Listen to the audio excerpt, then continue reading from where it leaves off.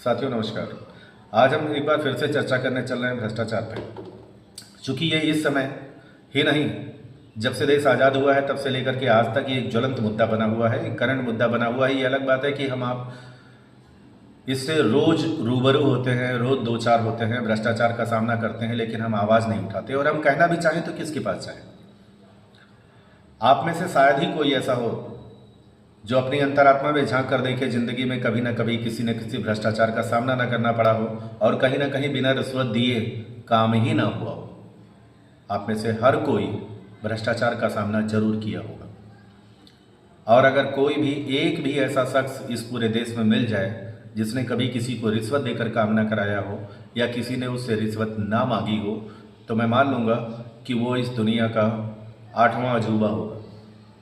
भ्रष्टाचार तो हमारे यहाँ नस नस में शामिल है।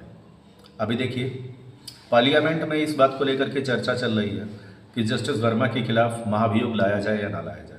ये वही जस्टिस वर्मा है जिनके घर फायर ब्रिगेड की टीम ने ना जाने कितनी बोरियां भर भर करके जले हुए नोट बरामद किए थे। और कमाल की बात तो यह है कि हमारे जुडिशरी को इतना ऑटोनमस पावर दे दिया गया है कि इसके खिलाफ कोई जांच नहीं हो सकती, इसके खिलाफ कोई एफआईआर नहीं हो सकता। जस्टिस वर्मा को किया क्या गया? मात्र वहां से हटा करके हाईकोर्ट, इलाहाबाद हाईकोर्ट का जज बना दिया गया। और जब सुप्रीम कोर्ट का एक पैनल इनके खिलाफ जांच करता है करप्शन की, तो उसके खिलाफ और इम्पीचमेंट यानी महाभियोग के खिलाफ ये जा करके उसी सुप्रीम कोर्ट में अपील फाइल करते हैं।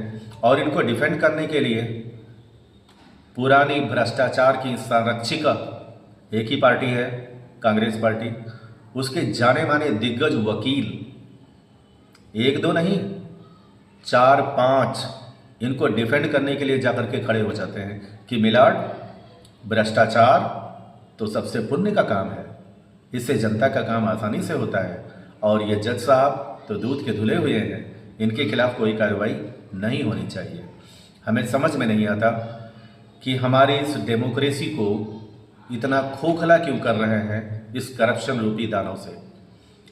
अगर ये जजेस यही अगर इस तरह से निरंकुश हो जाएंगे, भ्रष्टाचार में इन्वॉल्व हो जाएंगे, तो जब कोई ब्यूरोक्रेट हमसे रिश्वत मांगेगा, कोई पॉलिटिशियन भ्रष्टाचार करेगा, तो सुनवाई कौन करेगा? जिनके खुद के दागदार दामन हो, क्या वो फ्री एंड फेयर ट्रायल कर पाएंगे?